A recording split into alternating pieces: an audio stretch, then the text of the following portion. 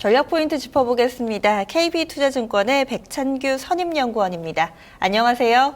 네, 안녕하십니까? 이번 주 첫 번째 거래일입니다. 특히나 또 이슈가 많은 한 주기 때문에 바쁘실 것 같아요. 먼저 한 주간의 증시 전망 어떻게 하고 계신가요? 예, 먼저 주간 증시 전망 말씀드리겠습니다. 3월 상반월은 글로벌 정책 공조에 대한 기대감이 유효할 것으로 생각하고 있습니다. 물론 기대감이 주가에 좀 선행한 부분은 있지만 우려감은 크게 완화된 상황인데요. 이번 주는 중국 양회가 진행 중에 있고 또 ECB의 추가 완화 정책이 발표될 것으로 예상하고 있고요. 또 한국은 금통위가 오는 목요일에 예정되어 있습니다.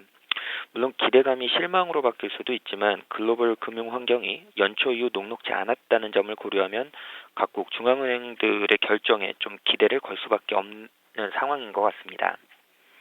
네, 그렇군요. 지금 그러면 좀 더 자세하게 한 주간에 이런 이벤트들 중간중간에 있는데 좀 어떻게 활용하면서 대응 전략 세워보는 게 좋을까요? 예, 일단 그 세 가지 말씀드렸는데요. 뭐 세 가지 다 시장에는 좀 긍정적인 영향을 끼칠 것으로 생각을 하고 있습니다.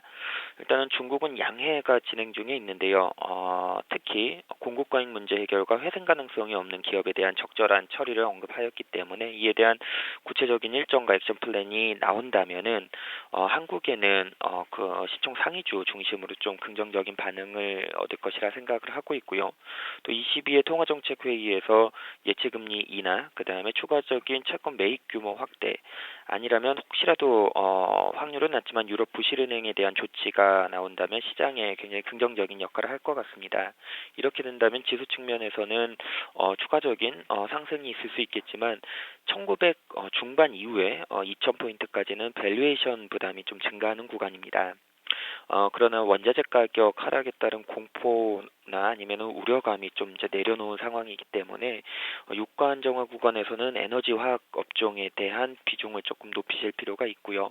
업종별 바벨 전략이 유효하긴 하지만 1900 중반 이후에서는 조금 그동안 증시에서 외면을 받았던 저베타나 저밸류에이션 종목 중심으로도 좀 관심을 가질 필요가 있을 것 같습니다. 업종별 바벨 전략 얘기해 주셨는데 그러면은 에너지 화학 한쪽 담고 그리고 나머지 한쪽은 저밸류 이쪽으로 좀 꾸리자 이런 말씀이신 거예요? 예, 맞습니다. 그동안 업종별 바벨 전략이라고 하면은 사실 뭐 성장주냐 아니면은 방어주냐의 개념으로 접근을 했었는데 이제는 실적 가시성이 높은 에너지 화학 중심을 한 축으로 또한 또 한 축에는 실적 가시성이 높고 배당을 확실하게 주는 또 최근에 주가 조정을 받았던 배당 관련주로 좀 관심을 가져서 바벨 전략을 가져갈 필요가 있을 것 같습니다.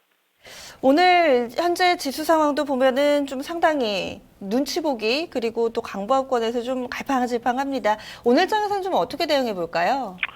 예, 지난주에 지수가 좀 단기에 급등한 부담이 있었고요. 또 외국인들이 지난 한 주 동안 1조 2천억 가량 순매수를 하면서 좀 이제 급등해서 부담이 좀 작용되는 구간입니다. 오늘 시장 뭐 강보합 정도 전망은 하고 있는데요. 1900 중반 이상에서는 방금 말씀드린 것처럼 밸류에이션에 대한 부담이 좀 존재를 합니다. 특히 이번 주 같은 경우에는 20이나 아니면 중국에 대한 양해 기대감, 그 다음에 금통의 금리 인하 기대감은 사실상 많이 소강 상태이기는 하지만, 이런 이벤트들이 좀 마무리돼가는 시점, 그 다음에 업종 선순환 과정이 굉장히 빠르게 오고 있다. 그래서 배틀을 짧게 지고 수익 실현 기회를 좀 활용할 필요가 있을 것 같습니다. 네, 알겠습니다. 오늘 말씀 고맙습니다. 네, 감사합니다. 전략 포인트 짚어봤습니다. KB투자증권의 백찬규 선임연구원이었습니다.